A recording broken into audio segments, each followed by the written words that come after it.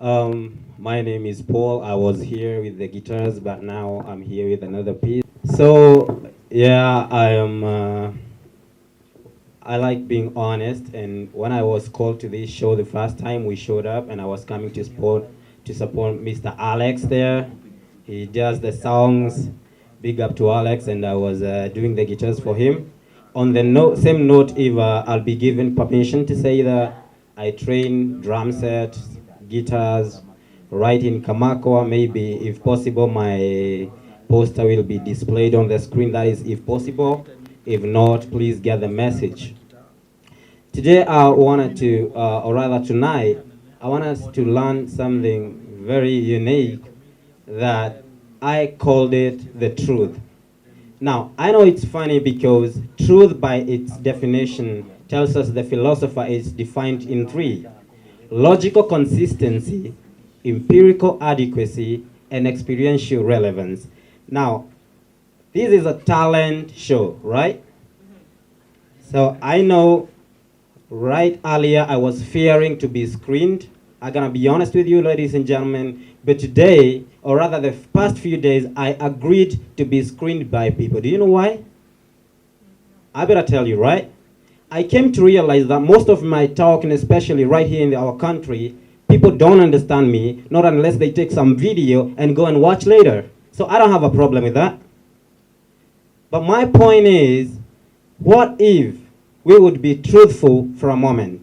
Now, what we say that truth by definition must have logical, that is logical consistency, empirical adequacy, and experiential relevance. Is your truth logically consistent? Is your truth empirically verifiable? And is your truth experientially relevant? Can we experience what you're talking about? You know, and I talks about many issues that affect our day-to-day life. But oftentimes we know that I can talk for 10 hours. And therefore, with the few times at hand, I would like to talk just about one thing that I call stereotype. We all know that stereotype is whereby a certain person puts a fixed idea about you. But this is the specification, please. It's a negative idea. So a stereotype, they set a certain idea about you, but specifically, it's a negative idea. That's how I actually define stereotype.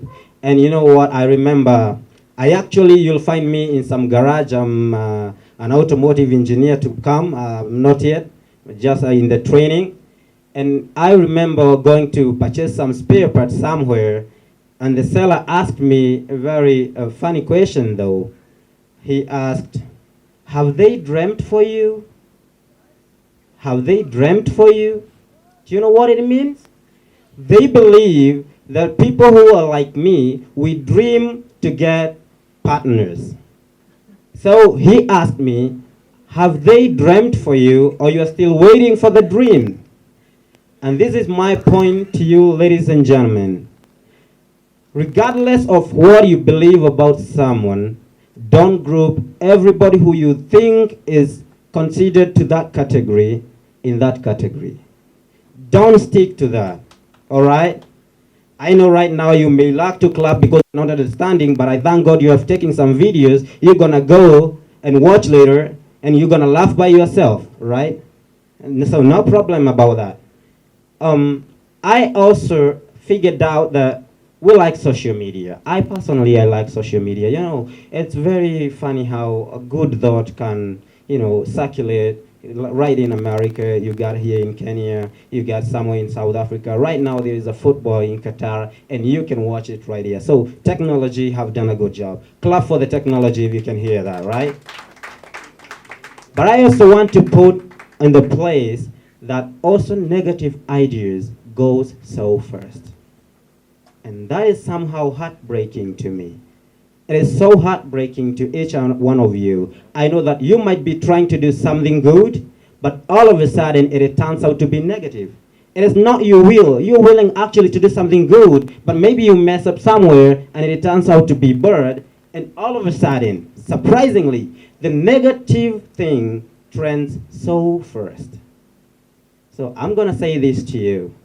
Do not stereotype anyone who is laughing and smiling and doing great things in social media as a real, enjoyable person in real life. Some of them are having the hardest feelings that no one can pursue them. So I know that one is, it's actually notable maybe from every one of you. I know these, and Mr. MC, with your permission, I know this kind of a very unique talent, right? People don't expect you to expose this as a talent. But I also want to say this. What if we take the truth as is? Someone maybe is expecting me to quote the Bible. There's also that stereotype, no problem. But I'm going to tell you this. There is this man called Pilate. And if you look the story of Pilate in encounter with the Messiah, he asked the most important question he could have ever asked. He asked, "What is truth?" and walked away. Imagine that. Imagine that. Standing in front of him who claimed to be the way, the truth, and the life, and he just walked away. He wasn't sure he would get an answer. Because this is my point to you. I will not take long, but this is my point to you. I don't know what you believe, right? And I'm not forcing you to believe in what I believe. But the moment you ask, what is truth, you already go contrary to your expectations. You don't have to ask, what is truth? Not unless you give truth life and you ask, who is truth? Not unless you reach to a point of accepting that a truth is a living, existential being. Not unless you agree that a truth by its own self, it's something that it's living like you are living and I. You will never get truth in its definition when you try to define it as any other given pursuit. When we come to the stereotypes, we see truth about it. You can feel it, right? Maybe some of you have found yourself in those messes. Maybe some of you have found maybe stereotyping others. I want to believe that a mistake to me is not a mistake unless repeated. And therefore I want to believe that we can change from this point and going forward.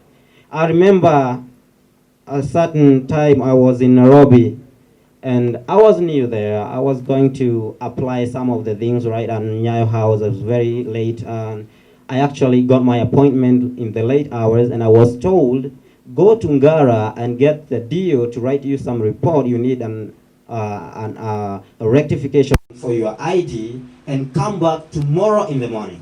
And if you miss, you're going to book another appointment and make other payments. And you know what, ladies and gentlemen? I want to surprise you here. Everybody here thinks that policemen are good people who can support you, right? They protect us. By the way, we can clap for our policemen. They actually give us protection, safety. They assure us right now we are safe here because we believe someone somewhere outside there is keeping safety, right? But I want to tell you this. I went to the police station and some policemen welcomed me in and I told them my story and I told them, you know what guys, my phone have switched off. So, and all my money is right in the M-Pesa. I don't have any other way. One told me, you can just sit right here next to the OB office and probably in the morning you'll do your job and then go away. Few hours, maybe it was, because I didn't have a watch, but I believe it was about 12 midnight or something. Other policemen came and told me, I want to quote what exactly they told me.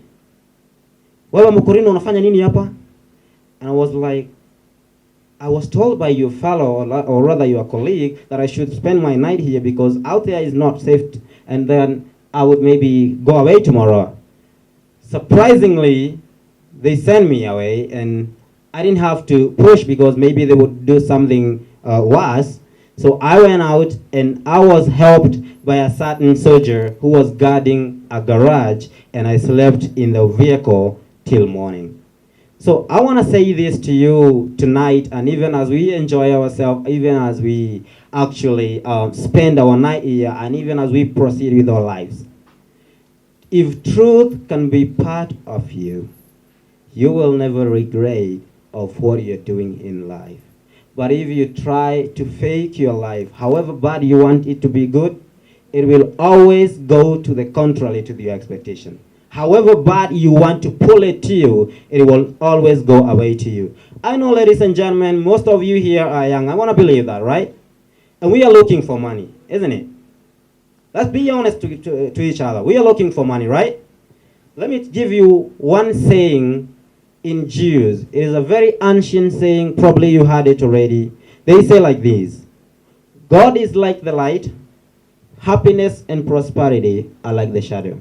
Now, the principle works this way, or rather the law, for those who are in school, they know some laws state something, and you cannot change that law. You cannot violate the law, right? So the law states this: when you go towards the light, the shadow, so no matter how bad you want the money, you must go towards your maker, and they will follow you. You got a car, it's okay, but leave it. Just continue your journey. You got a big house, it's okay, but continue going to your maker. You got something better, right? But it's okay. But the moment you think that with your own moral bootstrap, you're gonna make a heart and my heart. We don't need all those other arenas. I need your heart. You need my heart. We need each other. I don't need all these buildings. I need you as a human, right? So I want to rest my case on that, and I want to say this to you, ladies and gentlemen. I know that you're going to remember this, but my prayer is that you don't remember it when you have already messed. It's not a good idea, right? You need to remember it and keep you moving you good. Thank you very much. I really appreciate for listening to me.